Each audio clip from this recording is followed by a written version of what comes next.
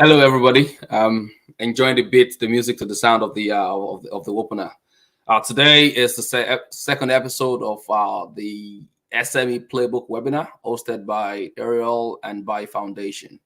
I'm your host for today. My name is Timidayo Adebayo, and I'm the founder and managing partner of BAYI Capital and BAYI Foundation. Now, the topic right in front of us today is sustainability. We're targeting sustainability simplified, and we have a very host of fantastic panels to help us set up an eye level 5 foot conversation on what we, based on our experience, exposure, think about sustainability and how does that translate into our day-to-day life as an entrepreneur and as a continent. And join me. I believe we'll try to make it interesting and a conversation for everybody to participate as much as possible. If you have questions, we are live on all the platforms. And wake up your friends, text your colleagues. Let's join this conversation together, and let's try to understand how we can simplify the word sustainability. And, like we'll say, the word sustainability is a widely used word in many impact-driven statements these days. We, even at BAYI, we also use the word sustainability in our introduction. But that word sustainability means different meanings. It's defined, is explained, is expressed in different meanings to many people in many different ways of life. Today, our panelists will be talking about how sustainability is, what it means to them personally, and how it has translated to their day-to-day life, and how that has shaped what they view sustainability is, and how we could make that work for the African market. Now, I'll be bringing in the panelists to introduce themselves. On the panel today, we have Messi Zulu. Messi Zulu, you man. Messi, you are on the hot seat today. Could you please give us a brief introduction of yourself and in 2 minutes? Thank you. Thanks, Temi Dio. Great to be here. Great to share. This is a favorite topic of mine. So I am an investment and ESG professional with experience in angel investing, venture capital, and sustainable finance. I spent the last 5 to 6 years working for an impact investment firm, looking at both technology and brick and mortar companies, sustainable businesses. And I now work with CG IAR, doing the same work, but focused on the agriculture sector. So I wear 2 hats, the investment side and the ESG side. Very enthusiastic about entrepreneurship, especially as it relates to the African continent. And I've had the privilege of being in circles and in forums that promote sustainable finance and impact investment. For example, I'm part of the task force that set up the National Advisory Board for Impact Investing in Zambia. So very happy to be here with the rest of the panelists and talk about my favorite topic. Wonderful. Well, we have a host of topics and discussions to go by for everyone. Next on the panel is Janine Brassi. If she's on, let's bring her on board. Yes, you're on the hot seat again, so please introduce yourself to the rest of the team and to our audience who are eager to learn from every one of us today. Thank you. Thanks for having me. Happy to be here. Sustainability, wonderful topic. We've got no businesses if it doesn't start with that one simple interaction of a customer handing over some money for value that you've added. So my business, Acro Africa, we work with tech startups, mostly with Acro. We do from early stage, just really simple from ideation, helping them get through to accelerators, prepare themselves for the acceleration process, really get their businesses going, through to people looking for funding for Series A and Series B.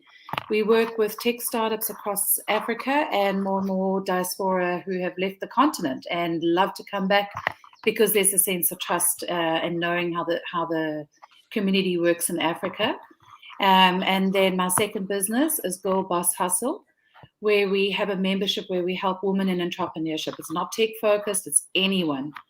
So that's my play in the space. And, obviously funding is integral to everything we do for the startups. Welcome, welcome, welcome. And finally, last but not the least, we have a gentleman in the mix to make it balanced.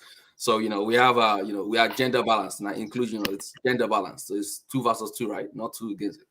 We have David Dio. If he's on in, let's bring him on board. David, you're on the hot seat. Please introduce yourself to the rest of the crew.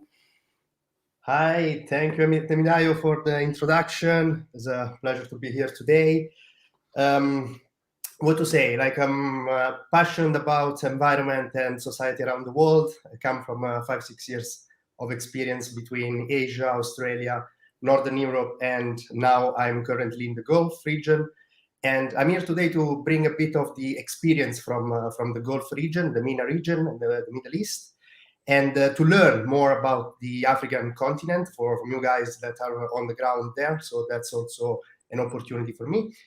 And I'm currently working as a sustainability advisor and ESG advisor, investing in at Sustainable Square. We are sustainability focused and social impact focused consultancy firm based in Dubai, but active in India, Africa, and etc. So I hope I can bring a bit of experience here and a bit of knowledge to simplify sustainability, as this webinar is about.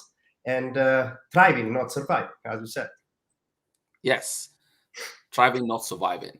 Now, the word thriving, not surviving, it's literally a core definition of what sustainability means.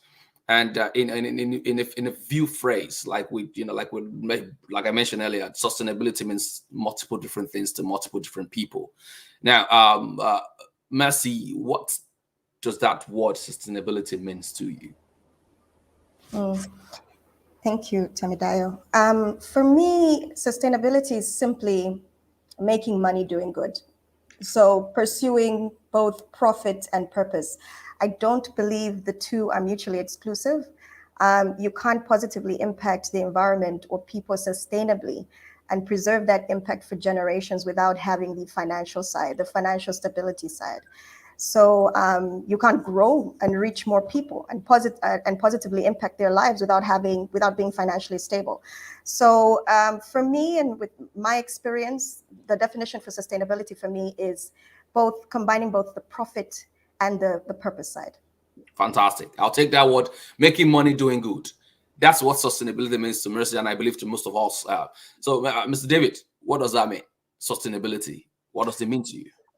But today I want to bring the business aspect, right? We're here talking to SMEs, to corporates. So if we need to move from the definition of sustainable development from the Brundtland report, right? I believe everyone in the field is familiar with that. So preserving the natural resource for the next generation, or the next generation to come. I want to say this from a business perspective.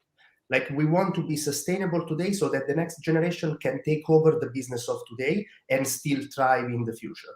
So that's my definition of sustainability when I need to go into the business side. And I want to see that way, like the long-term sustainability, so that my son, my grandson can actually take over and still thrive in that situation. If it can be in a nutshell like this. So in a nutshell, sustainability means succession planning. Succession of businesses, generational businesses, successions, and we have a host of many global companies that have been 100 years, that have been 120 years, that have celebrated decades of existence, from past and from father to son, from mother to daughter, across the world.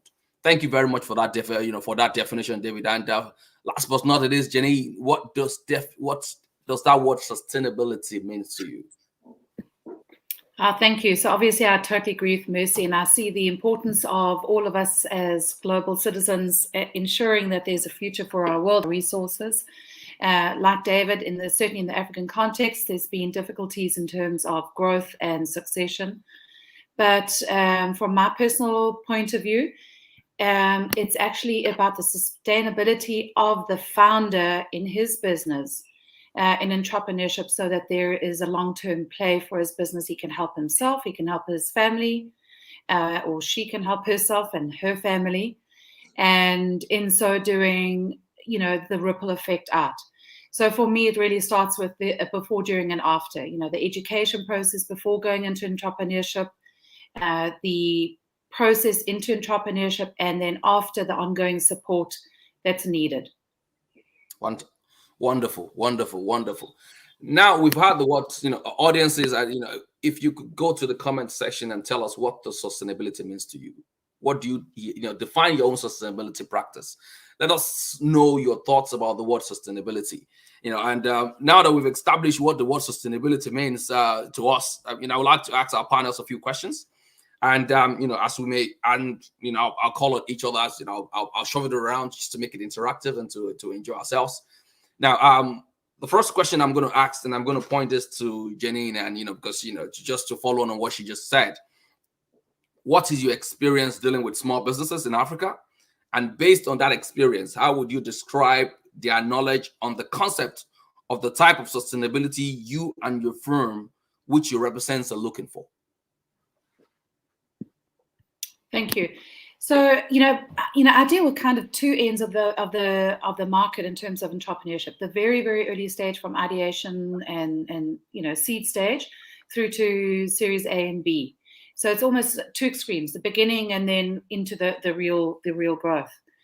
And for the most part, I think certainly the UN Sustainability and Development Goals haven't been front and center of the agenda for the startups themselves, but it's becoming more and more important as our ecosystem gets more mature, more sophisticated. We're understanding that the VCs, the angel investors and the VCs, are taking the UN goals seriously. And in fact, at the moment, we're doing a pitch competition for the University of Cape Town students, and we've actually brought that in terms of their pitch, that they address this. So it's certainly starting to come in front and center, and it's interesting. It's been pulled not by the startups, but by the funding that's available. So frankly, from an early stage startup's point of view in Africa, the context is about survival. Am I going to get to the next month? It's about short-term sustainability, self-sustainability. We don't. When we start from the basics and the real intention, it's about, how do I start a business? How do I get going? How do I survive another day? It's very simplistic. Investors are, of course, looking for a long-term sustainability, and therefore the startups and the VCs have not been aligned. But that is changing. It's very clear. The very fact that one of my pitch coach, I brought him in, and he brought it in as an agenda. It wasn't on the agenda for the pitch coaching last year. So I think that shows that we're in a flux and a change. But yeah, frankly, in Africa, it's about sustainability, and that's why funding is so important. Wonderful. Now, in reaction to that, Messi, can you share what in reacting to that question as well, and listen to what Jenny has mentioned in regards to short-term struggle which these SMEs have faced? And what do you see in your line of business, and how based on the experiences and the SMEs and the small businesses, or that within your portfolio and the ones you've seen, how would you react to this?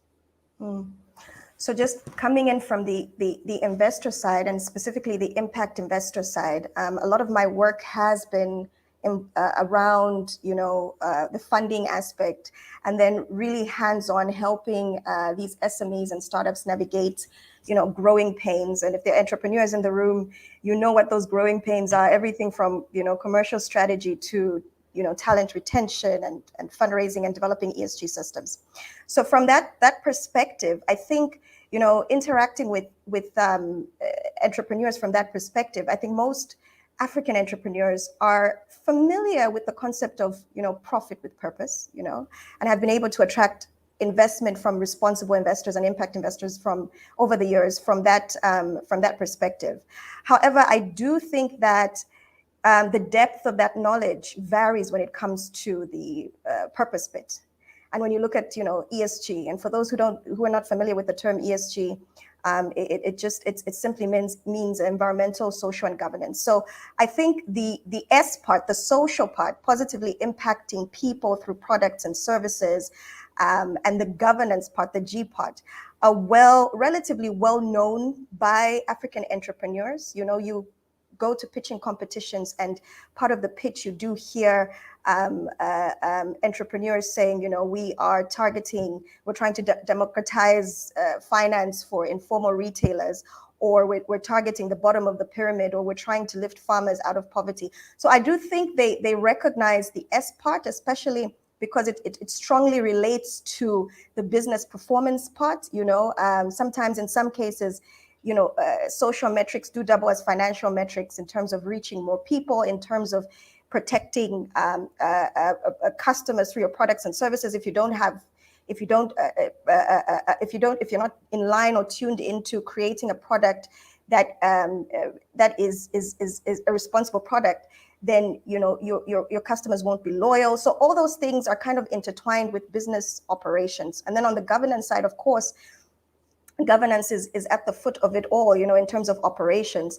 So I do think they are well-versed, relatively well-versed with that. What I do find is the E part, especially on the African continent, is not well known for many entrepreneurs. So the environmental part. And in my experience, it's not usually an explicit focus of business models. You hear, like I said, entrepreneurs pitching about, you know, changing people's lives, impacting people, but not so much about the E part.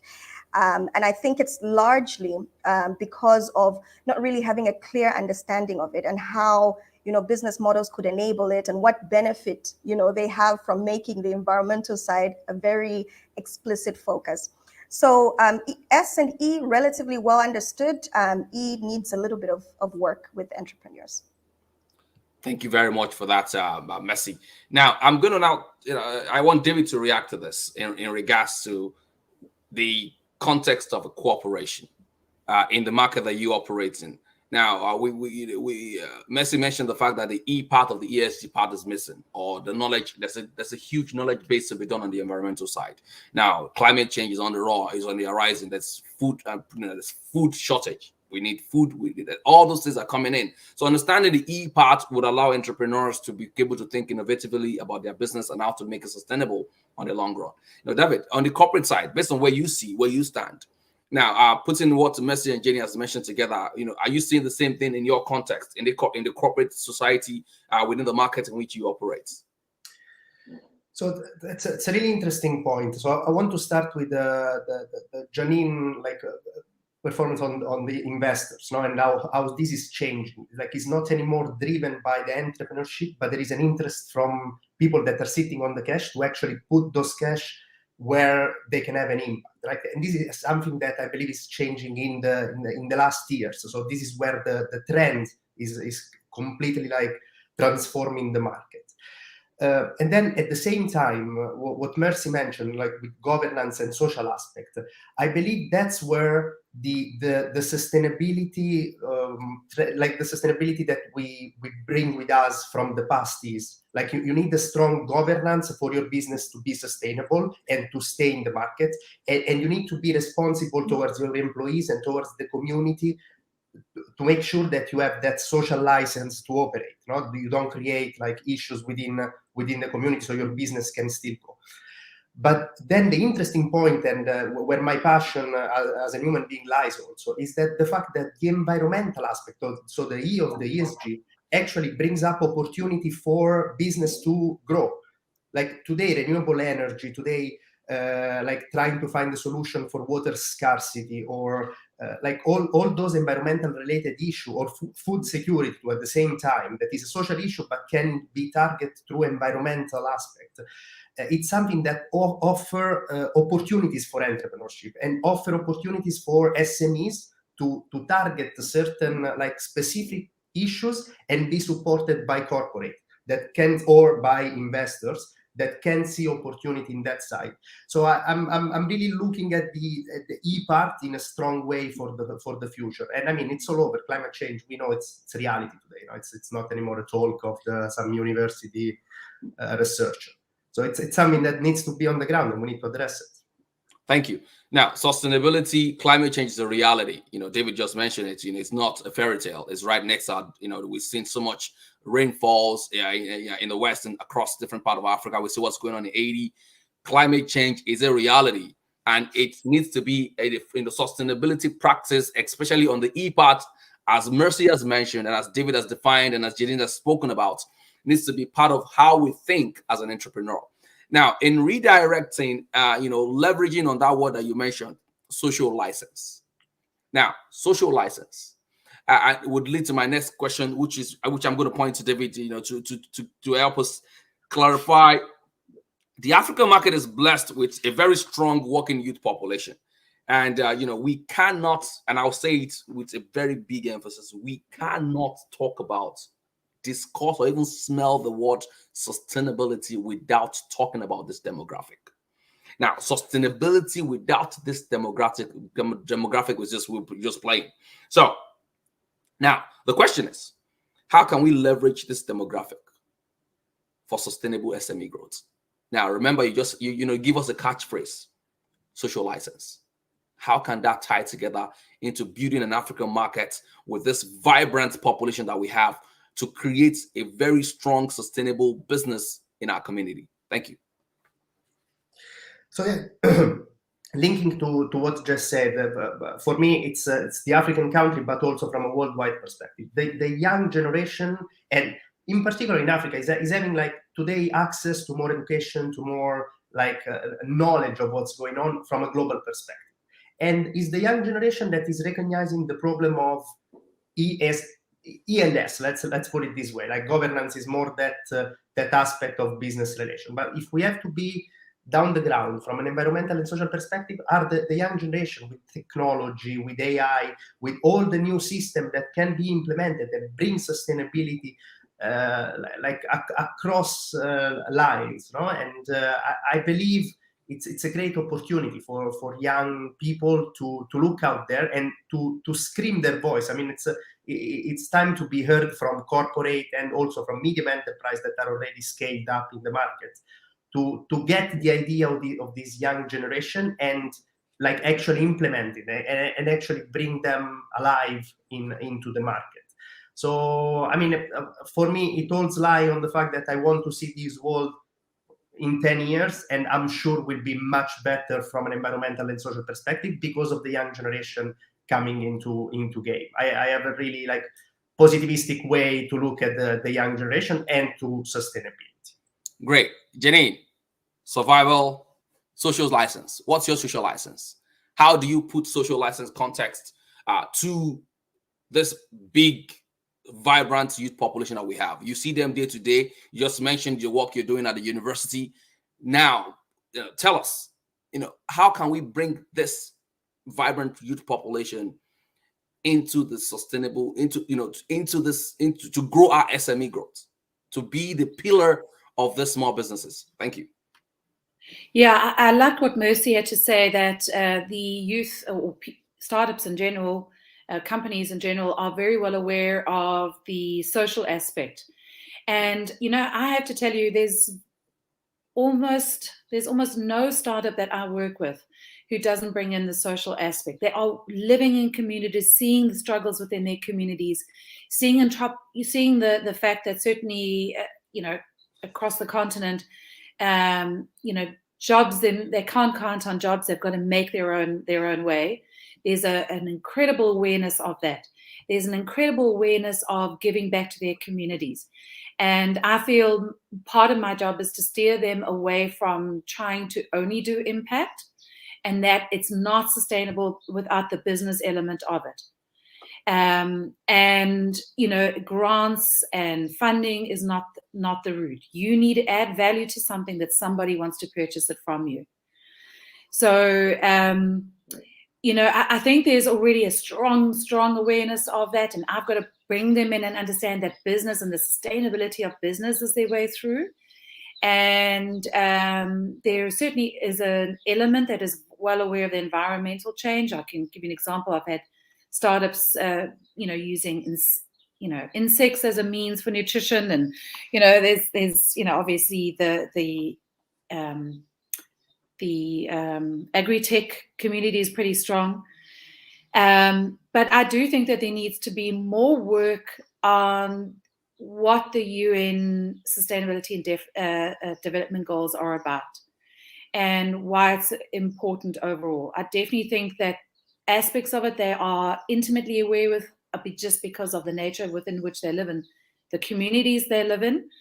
But I like the fact that private enterprise through the funding is now starting to make them aware. The VCs are becoming way more, they're starting to put out, this is my mandate and this is what I'm doing.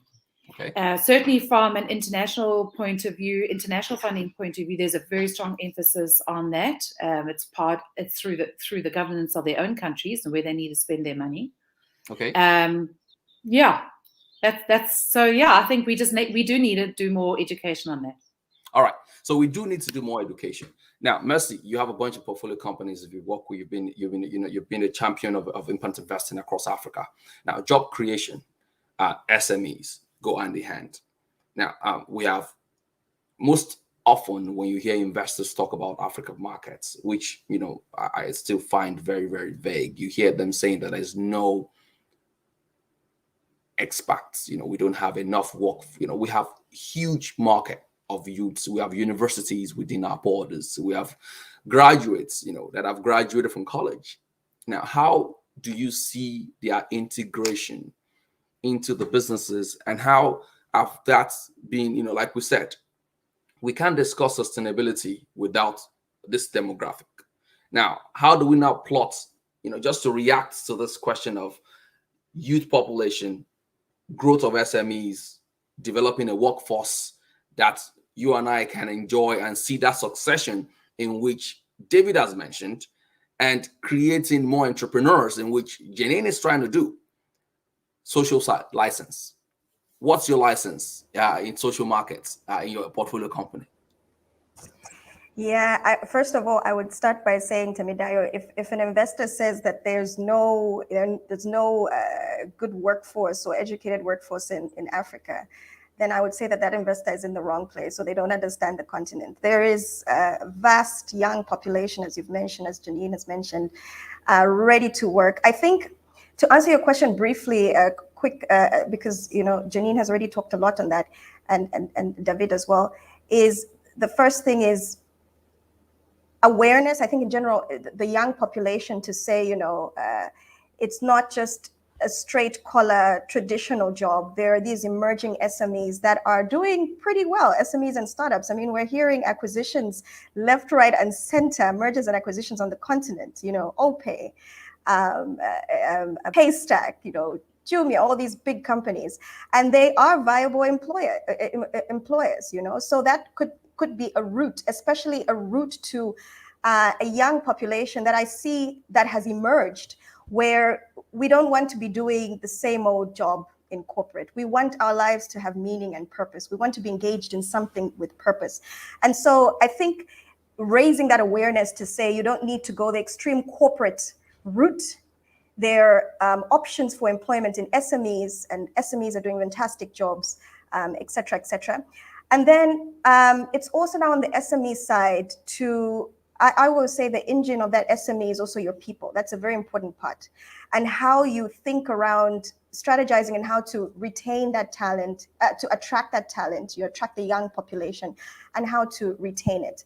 So those are the kind of two sides to the coin that I would speak about. Lots of viable options for employment in SMEs, and also SMEs thinking about, how do I attract this young population that wants to do something, that wants to be part of something big, changing the African landscape and narrative, and how do I keep them retained? And that's also very important for business strategy as well, and sustainability, keeping those people within your organization. So those are the two types that I would speak to. Fantastic. Now, how do you keep them engaged? SMEs, how do you get talents? Now, the question is, so attracting talents is one of the few things SMEs should do. But in trying to attract talent, that incurs some more capital, and the small businesses don't have access to this capital that's to attract these talents that we're all talking about. Now, this population needs to get paid, and needs to get paid living wages, and these SMEs are trying to get their balance. So for you, Mercy, my next question is, how can we define sustainable capital? Now, how can we define sustainable capital, and how important is it to build sustainable businesses in Africa? Now, the question, then the follow-on to that question is, what are the challenges and in getting access to this capital? And are they local or are they foreign? Wow, quite a mouthful. Hope I remember. But please remind me if I miss something. So it comes down to my definition, which is simply, not complicating it. Sustainable capital is one that recognizes profit and purpose, And if you want to get technical, it's investment made into a company with the intention of generating a positive and measurable positive and or environmental impact alongside the financial gain. So I think that it's extremely important. I think everybody has chimed in to say how sustainability is extremely important. I think it's extremely important thinking, and it encourages, when it comes to sustainable capital, it encourages thinking around sustainability for businesses. Because, if you're engaging with a responsible investor or an investor that has sustainability as part of their DNA, you won't access the capital if you don't start talking their language. If you don't start demonstrating or showing them that you are a business that also is focused on sustainability and impacting the environment or people in some way or the other. So the capital definitely influences entrepreneurs on the continent, African entrepreneurs, to think around sustainability and to start to think around how to integrate it into their business models if they're not already doing it. A lot of the funding is foreign capital. A lot of the sustainable capital right now is foreign, at least from the perspective, of an investor explicitly describing themselves as a responsible investor with ESG as part of their DNA. Although I do think that, again, when it comes to all businesses on the continent, I do think in one way or another, an African business is impactful, even if you don't describe yourself as a sustainable business. So it is foreign. A lot of it is foreign. A lot of the capital, it doesn't have to be sustainable capital. A lot of the capital coming to Africa is foreign. I think now, recent in the last couple of years, there's a lot of move towards catalyzing local capital to support businesses. You see, even from the seed earlier stage, you see a lot of angel investor associations coming up, a lot of local VCs, but majority of it comes offshore. And when it comes to some of the challenges of accessing this capital, some of the known challenges are around, there's a phrase that comes in regularly, being investor ready, this startup being rejected based on the fact that you're not investor ready. There was a whole debate, I remember, on what does it exactly mean to be investor ready? What does it mean, ready to receive capital for that particular investor? So that's, one of the big challenges to receiving that capital. Another one of the challenges that is not spoken up a lot in formal circles, some brave ones do speak about it, is the fact that if the capital is foreign, there are some biases in accessing that capital. There's some biases in African local founders accessing that capital if it's, foreign led, and I'm not going to go into the nitty gritties of that, but I'm sure entrepreneurs in the audience know that. And it's a very controversial topic. So I think if I've answered or hit on all the points. Yes, you did. You did some softies there in regards to the challenges we face in accessing capital. You want to build sustainable practices is very expensive. You're looking for foreign capital. It's there's a lot of bias in that regards. Now, my play is, if you're talking about, if we don't look inward as an African market for the word defined sustainability, and the first, and if we look at data on who have funded businesses across different markets in many years from that have been funding the African growth, are mostly developmental funds and some foreign capitals. Now, the biggest spender in every market is the government. The government has always been the biggest, but it's budgets in, budget out every now and then. Now, are we looking inward for our capital? Are we going elsewhere? The challenges we face, the sustainable practice that we need to start doing is when we start investing in our own businesses. Now, we have a lot of corporations in the African market. Are they doing enough to promote more sustainability within the markets? Are they investing enough? Now we've seen a lot, AT&T, T-Mobile, Amazon. They are big champions of promoting incubators, venture. They are actually one of the biggest pockets because they are leveraging this SMEs and this talents within their own market to build more expansion. Now, are the Econets, are the MTNs, are the Olens, and are the GT Banks doing more of that? So I'm going to pass to David and say, look, in your markets, are we seeing more of these corporates going into more venture capital investing, creating more local access to capital? Now, are we seeing that? Are we seeing the Shells and the Chevrons and all the likes of them creating access to capital, using more of their retained earnings to build an ecosystem for expansion for themselves? And that is one aspect of sustainability and sustainable practices. What are you seeing in your markets? You're muted.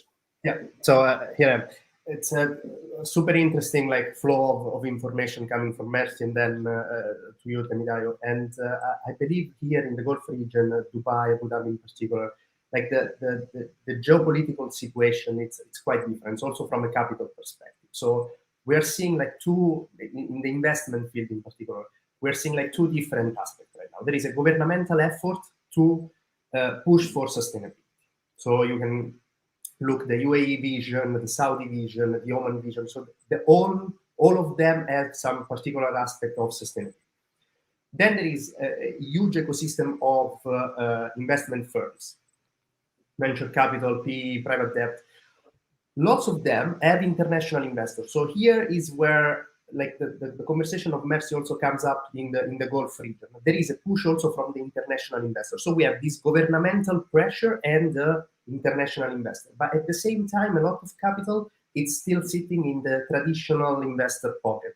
And I believe that's where in this area of market, we need to push more. So trying to leverage the understanding of what sustainability means and how impact investing, ESG investing, responsible investing, all this terminology at the end of the day comes up to creating value, creating a shared value, but then still having a return on investment.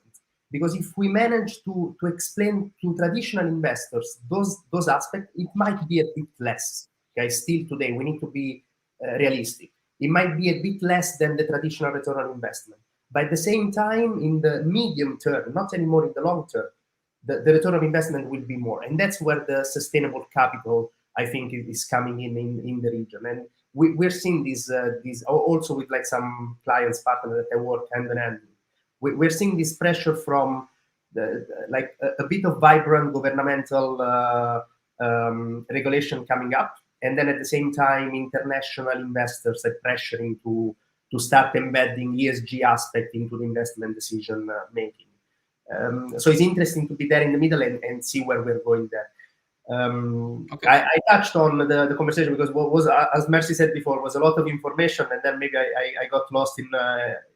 No, you did very well, and I'm gonna I'll pass it on to Janine in regards to what are the challenges you face in accessing capital to do the work you're doing for the entrepreneurs in the market that you operate in. Well, I just want to comment quickly on something David said there. So basically, I think maybe what we're not saying eloquently enough is that just as we know within gender diversity within a startup brings better bottom line results, so the same is with funding. Intentional funding that has got slightly different agendas or combined agendas. I think brings a better bottom line and the sustainability. In terms of the challenges facing startups, it's always a case that, there's not, although the money is coming in fast and furious, it's nice, but there's still not enough money within Africa to allow for failure. And we all know it takes 2 or 3 failures to get to a really growing, scalable business. If you take a look at research around the world and other emerging markets, all you need is one really scalable business to make a difference and to start making employment in a region. You don't need multiple. I mean, obviously, we need multiple small businesses because out of that comes that one that really goes for growth. But yeah, very often, you know, we have been dependent on many international funders, but I think that it's very clear now that this seesaw is balancing out to international and local funding. Certainly in the South African context, when corporates have to put a bit of money back into the, you know, into the communities and its governance, I think that's brilliant. Yeah, I think local money is still looking very conservative with the funding, and that's really difficult for the startups who are looking for angel investing. And yeah, we can go there, right? In fact, regarding what Mercy had to say about something, I wanted to just comment that Friday last week, I was actually talking to a London-based VC who's actually from the Ukraine, putting money into the Ukraine. He had he's got a foot in the Ukraine and a foot in London. But he found it was better for him to be out of the Ukraine to put money into the Ukraine. They were more willing to accept his money and his expertise, et cetera, being perceived as a London-based VC. So, I think those are things that we've got to be aware of. And something that we haven't touched on is about, the startups are very quick to exit to a corporate they want to buy out. And I think that we need to be encouraging, companies to have the kind of family value companies that are looking to bring a legacy to their own dynasties, for want of another word, in order to have that stability of businesses that bring different values to corporate that's just profit driven. And trying to have as less employees as possible, and rather just addressing the bottom line. So I think those are the kinds of businesses we need to also be encouraging to stay long term. Yes, I agree with you on the fact that we need to start creating a mindset of where we are not actively looking to go for an IPO or trying to look for a lot of strategic buyouts, particularly in a market where you don't have that bigger market of IPO listing, or you see Jumia going to the US to the New York Stock Exchange, and you're actively trying to aspire to go there. The methodology and the idea that I've always tell businesses that we advise at the foundation and at the capital is very simple. Be a local champion, and keep your customers for as long as you can. Many businesses we see in developed countries have the same customers. They are small, they are mom and pop businesses within each different communities that have had the same businesses, the same customers, the same friends for the last 20, 25 years. They've passed on to different multiple generations, and when they decide to go public or they want to be, those are the ones that you hear the word. There's a private equity that says they do buyouts. What are they buying out? They're buying out owners that have been in business for 100 years. So there won't be a PE strategy that is doing buyouts if there's nothing to buy out. So the question for founders and SMEs is build a business that you'll be attractive to, that will be attractive to people that will come and say, listen, let me retire you. Rather than you trying to, do so much, ignoring the fundamental of your business. Now, I'm going to point a question to Janine quickly as we go through this conversation, but I want to really, indulge our audiences that have been listening to us. There's so much stuff to talk about when it comes to the word sustainability, and we will do justice to a few of them. But if you have questions, comments, something you would like to ask, like the audience, you like the panelists to talk about, please, send up questions to us, and we'll do our best to answer them. Now, as we go by, the next thing is you mentioned something about corporates.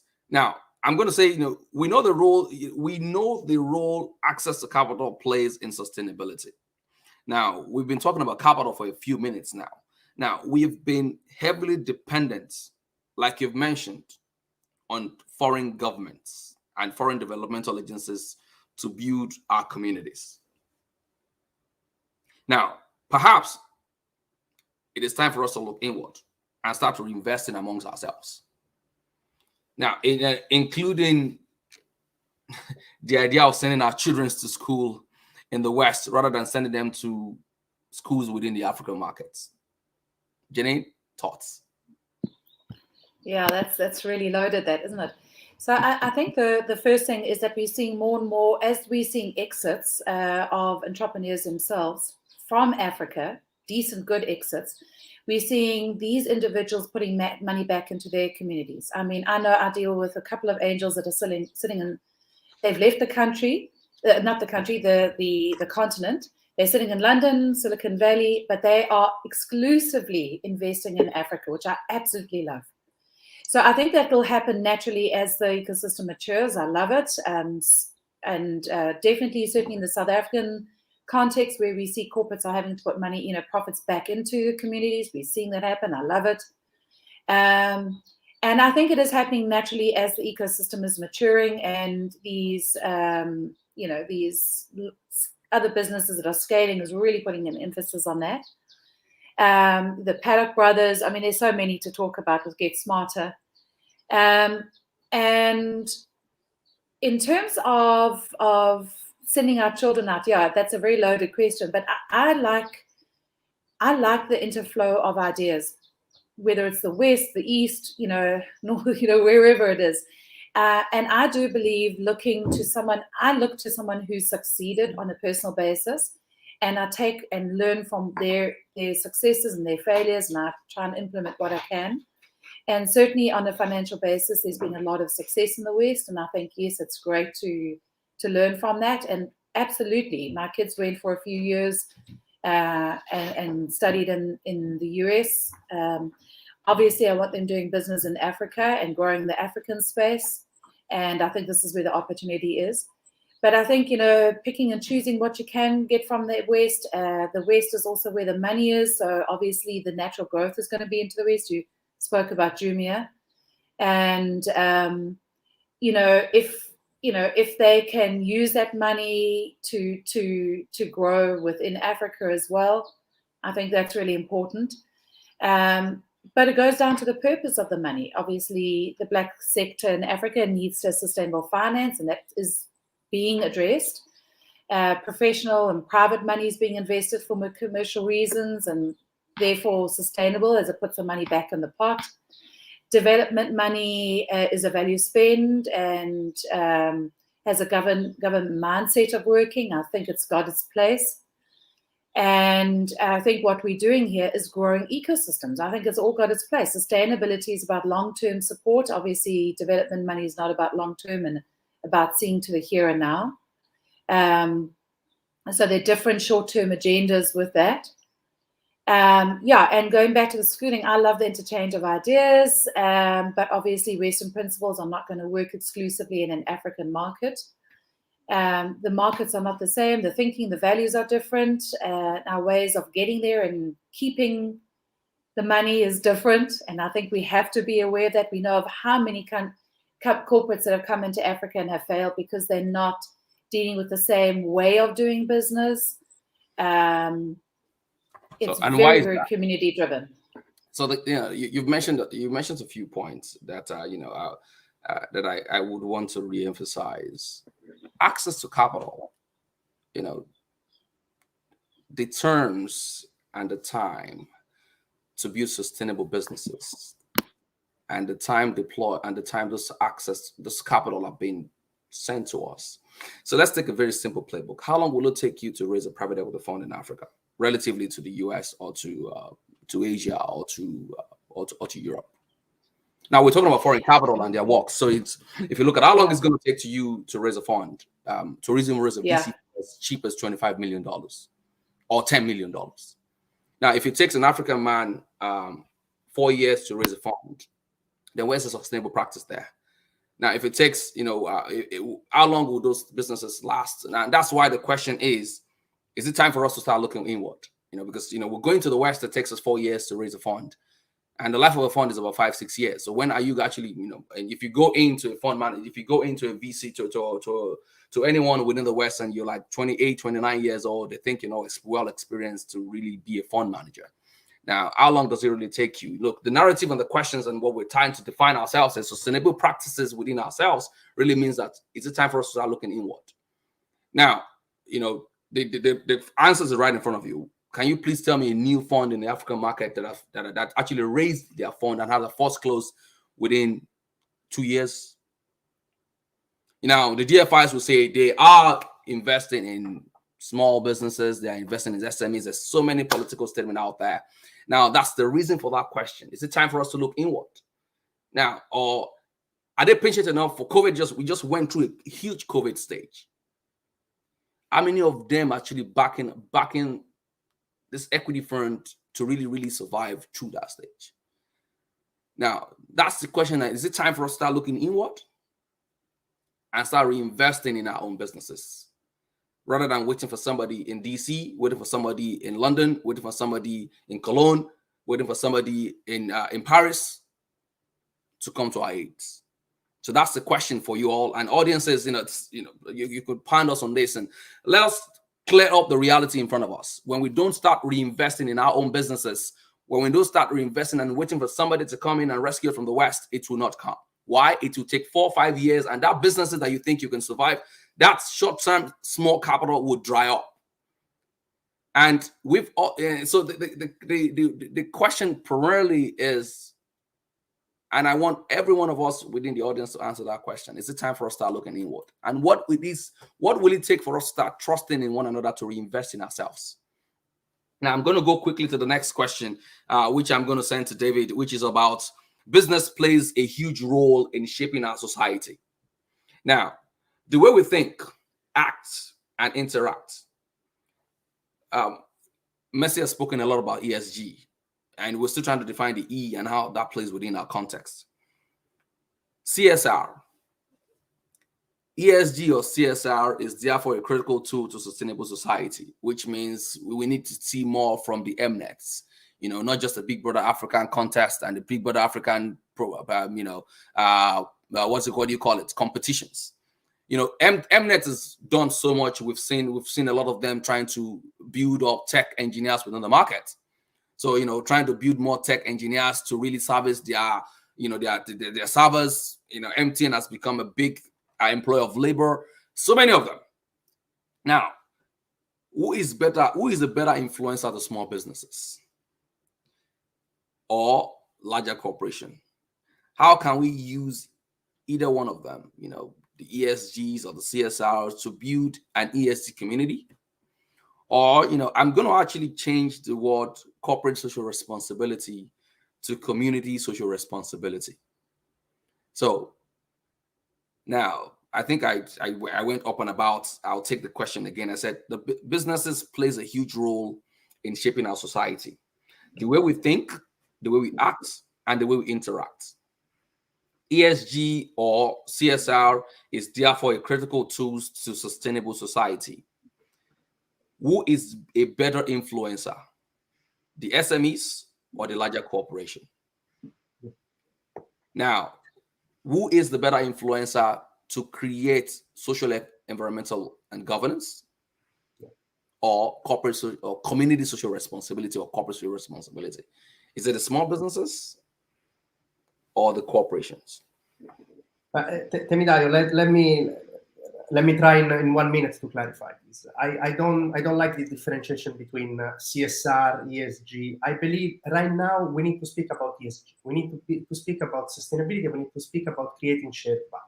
The corporate social responsibility, it's something that we bring from the past as a sort of like philanthropic things, just giving back to the community a bit of money, and then whatever they do with this money is not my issue. I'm not having any. Right now, that's not the case. Right now, I want to see the old name CSR department of the corporate investing on the ground in Africa, in their community, trying to support SMEs to have that back and impact for themselves. So that's how I think we create like a real impact and a real like ecosystem of corporate helping SMEs, and last but not least, regulators, a government that tells the corporate that's how you need to do it. Because like there is a need of these three actors, okay? Corporate, SMEs, so the youth, the young generation bring up with ideas, the corporate supporting them, and then at the same time being under the spectrum of the regulators, saying, okay, it's the time for Africa to thrive with the money that are made in Africa. So that's I think where we need to connect. So I don't really think some can have an impact more than the other, or can bring sustainability higher than the other. Okay. I know it's something that might sound a little bit too generalistic, but it needs to be together. It needs to be something brought up together. That's my view, and that's something that we are seeing also here. We're seeing a lot of large corporates in the UAE, in Saudi, that are trying to implement like seeding system or startup or scale up. There is a lot of discussion going on to support scale up more than startup, because as we were mentioning before, like there is a huge ecosystem. Everyone wants to be a startup, but then like you need to scale up this business to actually have a bigger impact, right? You cannot have like all a small one. So all together, I believe we can keep the capital where it is and try to make a stronger impact in the medium long term. Thank you. Messi, what are the challenges we face in implementing ESG in Africa? Now that we're focusing on ESG, what are the challenges we face? Should we wait till we get to scale up, or should we start from the ground up? And how do we do that? Yeah. I think it's capacity. I've worked with entrepreneurs, small businesses, startups, SMEs that are champions. They already have it within their mission, as part of their DNA. As Janine talked previously, it's a way of life. I think you can't operate as a business in Africa. The social aspect and social mission is a way of life. So for me, briefly, it's about the capacity. These young businesses, especially the businesses that I worked with, were young. Seed, Series A, very young businesses, and they have overhead costs. The most immediate concern is growing the business, again, because there's no sustainability, there's no impact without the financial side. So the immediate focus is on, and all resources are going on to business operations and trying to get that off the ground.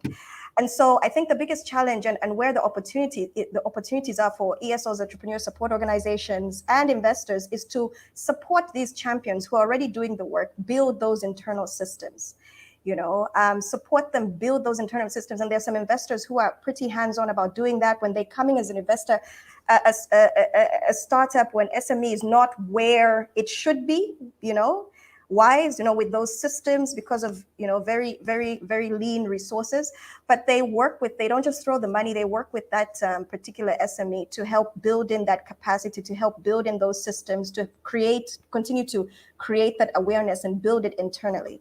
And I think it's an ecosystem approach. And I think that's where the challenge is. It's about realistically and practically, how can we grow sustainability within a business without crippling the business? And that is through that support within the ecosystem. As Deneen said earlier, each actor has its place. Thank you. Yeah. So each actor has its place. There's a capacity needs to be built. We've had a lot from our panelists. We've had a lot, it's like I said, this topic can go on and on for days. To sustain a business can go on and on for days. The challenges that we face is humongous among us. But like I said, charity begins at home. We have to be the champion of our own growth. We have to be the champion of our own sustainability. We have to be the champion of our own society. We have to look inward and build our own economy. As we wrap up for today's episode, please, if you have questions that we haven't answered, send it to us. We'll be glad to answer those questions for you. What are our panelists? Their names are there. You could follow them on LinkedIn, on their social media platforms, and if you have special questions for them, throw it to them, and they'll be glad to walk you through it. And can we do a one last seconds? My wrap up is very simple. It is Africa for Africa by Africa. Sustainability starts with you. It doesn't start with me. It starts, in my own corner. It starts with me. When you look out of your window, what you see is as a result of your engagement or your disengagement. It's as simple as that. That is my own definition of sustainability. Thank you for your time today. My name is Temidayo. Thank you, Messi. Thank you, David. Thank you, Janine. And we will see you in the next episode. Do have a wonderful day. And bye-bye, everyone.